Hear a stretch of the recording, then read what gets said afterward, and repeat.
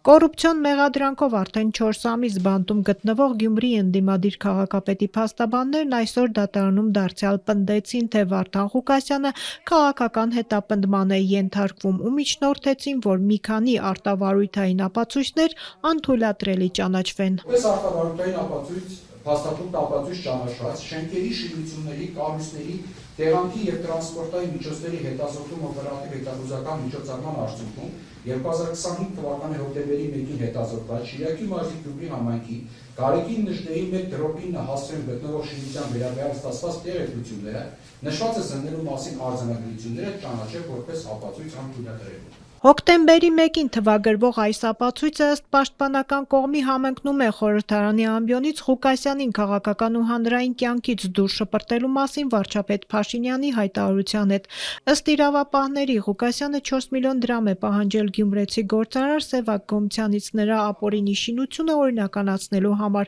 Փաստաբանների միջնորդությունը հենց այդ շինության վերաբերյալ էր։ 2025 թվականի հոկտեմբերի 1, սա այն օրն է, երբ ազգային ժողովի ամբիոնից հնչեց Նիկոլ Փաշինյանի հայտարարությունը պարոն Ղուկասյանի նկատմամբ, այն հայտարարությունն էր, որով սպառնալիք հայտարարություն էր, և ես հենց այնպես չէ այսօր դատական նիստերից սկսեցի և ասեցի, որ քաղաքական հետապնդման մասով մեր միջնորդությունը մնացել է առանց հետևանք, այսինքն մենք չունենք պատասխանը, թե պետք մերժվել է։ Նախ դատավորը, ապա նաև հանրային մեղադրողը առարկեցին։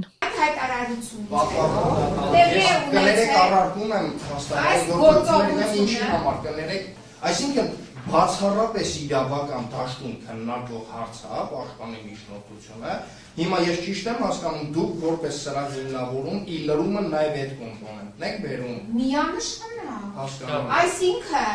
այդ իմ հիմնավորումը ինքը բացառիկ իրավական հիմնավորում է։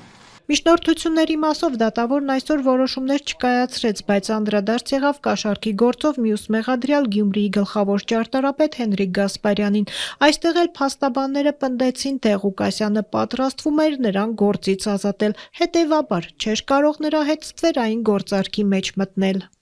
Հայտարարություն է տարածվել, ըստ որի Գյումրի համայնքապետարանը աշխատանքի է հրավեր ճարտարապետի երկրում մեկ-մեկ Միևնույն ժամանակ հետաքննության առարկա ամեն հավանականությամբ հանդիսանային հանգամանքը, որ պարոն Ղուկասյանը նաև հրապարակային ելույթներով նշել է, որ պետք է հեռացնի ճարտարապետ Հենրիկ Գասպարյանին։ Նշված հայտարարությունը եւ դրա հետ կապված տեղեկանքը էական նշանակություն ունի վերդիկտ կայացնելու համար, մասնավորապես անփաստական հանգամանքների հետ, թե արդյոք իշխան որքանով է ողջամիտ մեղադրանքի բացումները այն մասին, որ պարոն Ղուկասյանը կարող է որևէ սֆերային գործարքի մեջ մտնել մի անձի հետ, ում ուներ այսպիսի հարաբերություն եւ պատրաստվում էր հեռացնել աշխատանքից։ Այդ դեպքում նաեւ փաստական պնդումների արժանավորության կրկնման համար։ Ղուկասյանը ևս դատարանում պնդեց, որ քարոզարշավի ժամանակ եւ քաղաքապետ ընտրվելուց հետո մշտապես հայտարարում էր, որ Հենրիկ Գասպարյանին առաջինն է ազատելու։ Ուրեմն իմ կողմից մի քանի անգամ եւ ընդրաշավի ժամանակ եւ դրանից հետո քաղաքապետարանը բազմիցս արտահայտել է եւ կա այդ ուրեմն ձայնագրությունները, որ ես ասում եմ ազատելու ենք առաջինը Գասպարյան Հենրիկին, եթե պետք է դա, ուրեմն անպայման կբերեն ձեզ վերջից։